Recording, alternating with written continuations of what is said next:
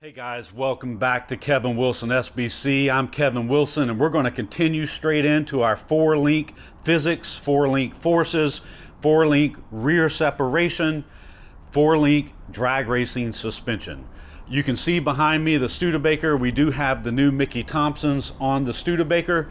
I am going to replace the AFCO rear shocks and springs with the newer Penske 7500s that were built and valved by Penske. I'm going from a 150-pound rear spring to a 125-pound rear spring. I figured we're getting ready to go back out in a couple weeks and test. I might as well swing for the fence. My goal is, can I go faster than a 112 60 foot? Last time we had the Studebaker out, we ran 3 or 4 495s in a row with 112 60 foots, and I want to see, can I do better than that? And I want to go out there fully prepared to try to make that happen. Today I'm at the shop, and we're going to walk you through some of the challenges with doing the coilover conversion on the T-bucket. Because of the way the coilovers mount, we had to move the rear end forward almost 2 inches on the chassis. And the 4-link bars that Dad built for this back in the late 80s, they're old Ford drag links that Dad drilled and tapped one in and put a heim joint in, and then we used the drag link side to bolt to the chassis. So now, because we moved the rear end forward, I need to go ahead and make some real 4-link bars with right thread, left thread, heim joints on each end, so that we can actually make adjustments with the bars on. We can do our preload, we can do our pinion angle, and the T-bucket didn't really have a lot of pinion angle in it before. It was pretty much pointing up a little bit, and with the rear separation, I want more downward pinion angle on it. I want that pinion angle more aggressive so that we have that top bar working. So I'm going to walk you through some of the challenges to make this happen, because we're going to continue with the video I posted Friday night. And in that on that video I posted Friday night, there's actual old VHS recordings from 1989 where I'm recording Dad in our shop at home, where he's working on this actual chassis, and we're trying to get things finished up right after Hurricane Hugo came through Charleston, South Carolina. So go back and check that video out. You can see it right here, the footage from 1989. It's pretty cool to watch what Dad does. And I grew up with this. I grew up with Dad doing this type of chassis work from the time I was 3 and 4 and 5 years old. I can remember being in the garage with him drawing on the floor with welding chalk and measuring and doing his angles, and then fabricating and welding the chassis based on what he drew on the floor. That's how I grew up in the shop with him. So I guess it's just in my blood. So let's focus on the T-bucket. Let's focus on some of the challenges, and we'll walk you through how our thought process goes, because I got to get some new 4-link bars ordered, but I got to make sure the links allow for lengthening and shortening enough to make the pinion angle work. And then I'm going to get the rear Penske coilover shocks ordered with some pretty lightweight springs, so the T-bucket's not very heavy. I think with me in it, we're going to be right around 2,000 pounds with me in it. And it's going to have an 8,500 RPM capable small block Chevrolet 357. It's going to turn some RPM, so it ought to be a pretty good little test bed for, can we make a 4-link separate on the rear with street tires, which means on a street surface, which means that one other physics input called traction is going to be limited. So can we make the 4-link work with more than 100% anti-squat with very limited traction? I think you're going to want to stay tuned to this.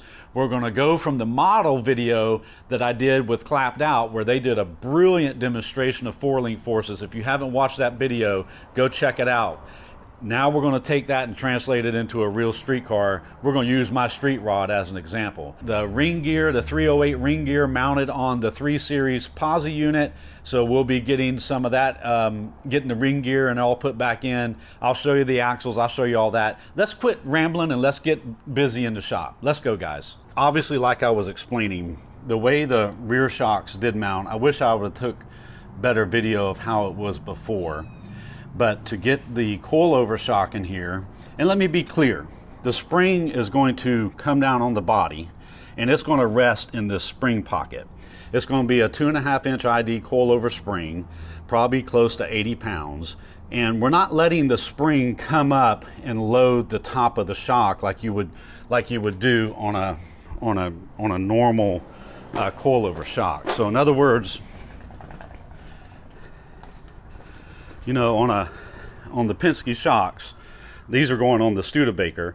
You know, these shocks have that spring cup on top, and this coilover spring goes up and applies force to the top of the shock. And in a normal situation, you know, that's how you would pretty much run a coilover shock. But in our situation, we've already got this spring pocket that is welded and very well braced to the chassis.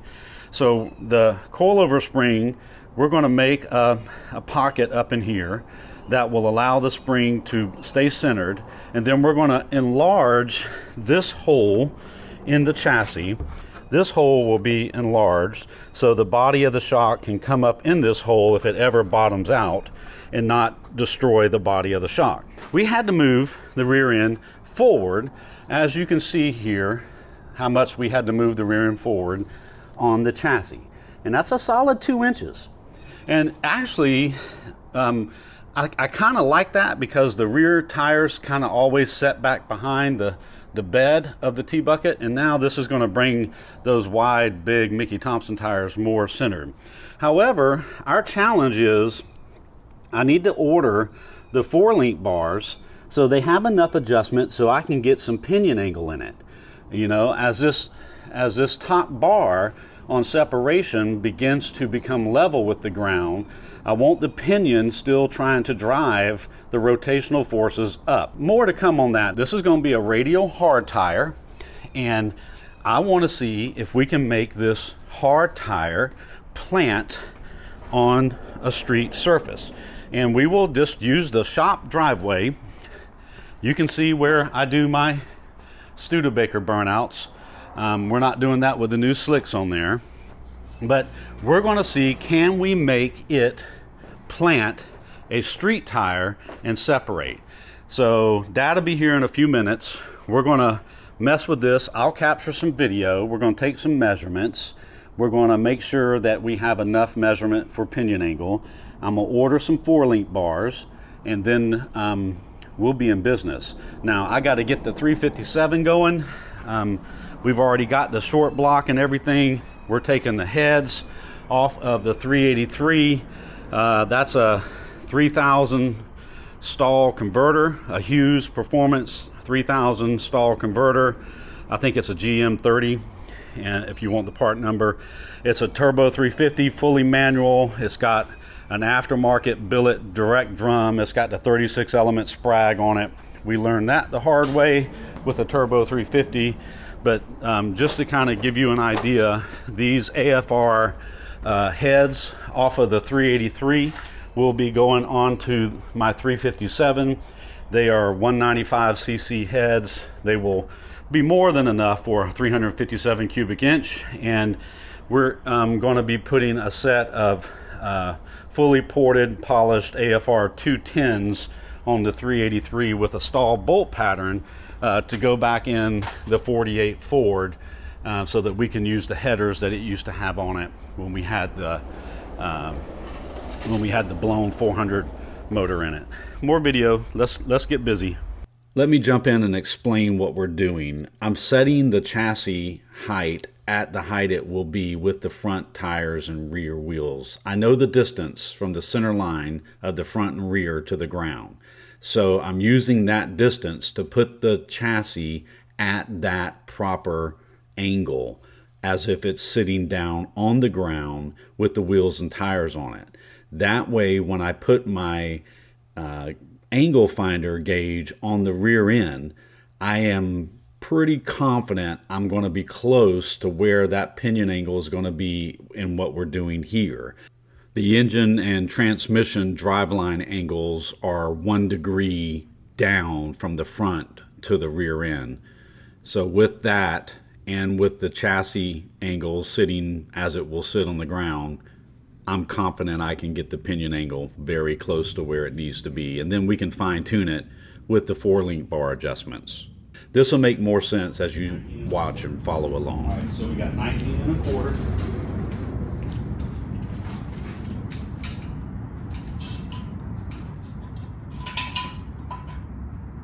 And we got 22 3/8. So I'm good right there.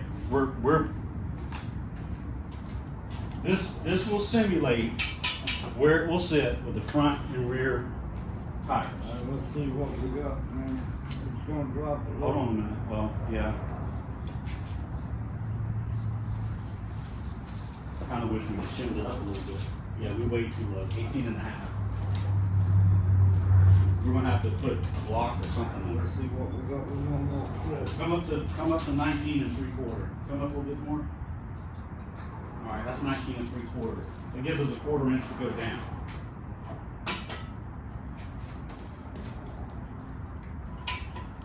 All right, let that do 19 3/8.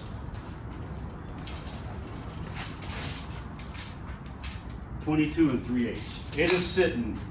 I know it's high, but it's sitting exactly how it's going to sit. Now we need to see what our pinion is. 88.6, and it shows to be pointing down 88.7, All right. 1.3 degrees. So Hold this side over here. And let me loosen this bar and we can tilt it. we're gonna rotate it. When it's sitting like it is, I want it 2.5 degrees.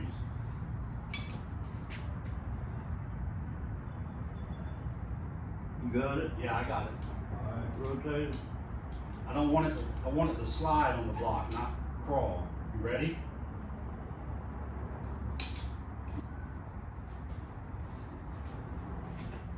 Sorry, it's just that pulling. We went way too much, obviously. All right, it moved quick on me. All right, right now we're reading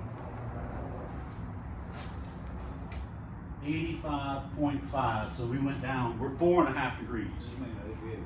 85.4. So we're 4.6 degrees down. 90 is straight up and down. So I gotta rotate it back up a little bit. You ready?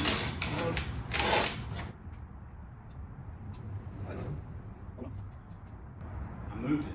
Let's see what is it? 86.5. 86.5. That is 3.5 degrees down. Hold it. Yeah, tighten it up. Let's hold it right there for a second.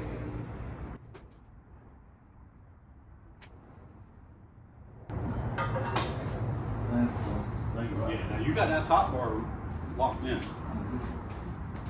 Okay. No, it's too much pinion. When you tighten it up, it moves back down. It's got 4.3 degrees down. All right, so listen, hold on, let's think about that. That's okay.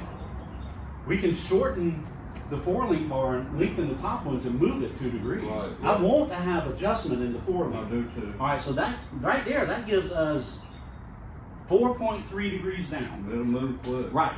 So why don't we kind of measure where that puts our 4-link bars, knowing we can lengthen and shorten the bars. Right.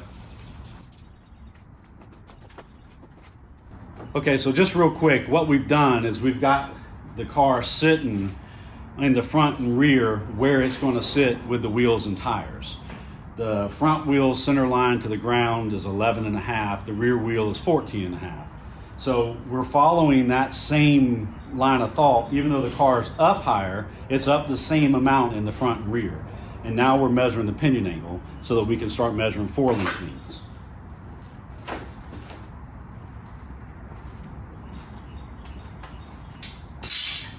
I'm going to use your phone to take a picture of the pinion cage.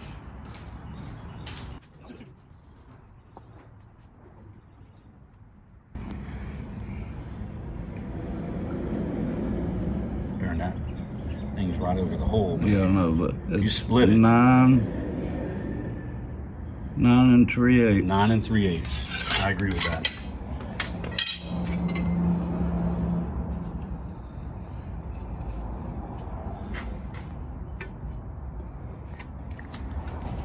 What you got back here?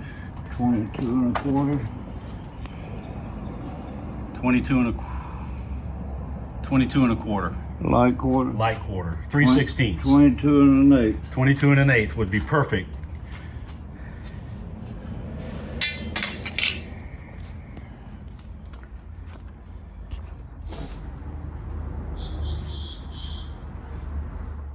I just realized that in my time at the shop and everything, I forgot to make an outro. So I'm just going to end this video. This is Dad using some mineral spirits to wash the rear end, the axle tubes, the housing and everything to get it as clean as possible for us to put the new 308 and new posi unit in it. The 410 posi and 410 gears are out. I'll probably be listing those for sale, as that's a gear that we definitely won't be using back in here again. And we don't really do a lot of 12 bolts, so no need for me to hang on to any of that stuff. But thank you guys for watching. This is our journey as we continue to transition the T-bucket over to the coilover double adjustable Penske shocks, and use the T-bucket as a test bed for doing more than 100% anti-squat on true street tires on a true street surface. Let's continue this journey and see how far we can get with proving or disproving how much traction has a role to play, especially with more than 100% anti-squat. So thank you guys for watching, and just remember, we're trying to go fast, we're trying to go straight, and we want to be safe. Thanks, guys.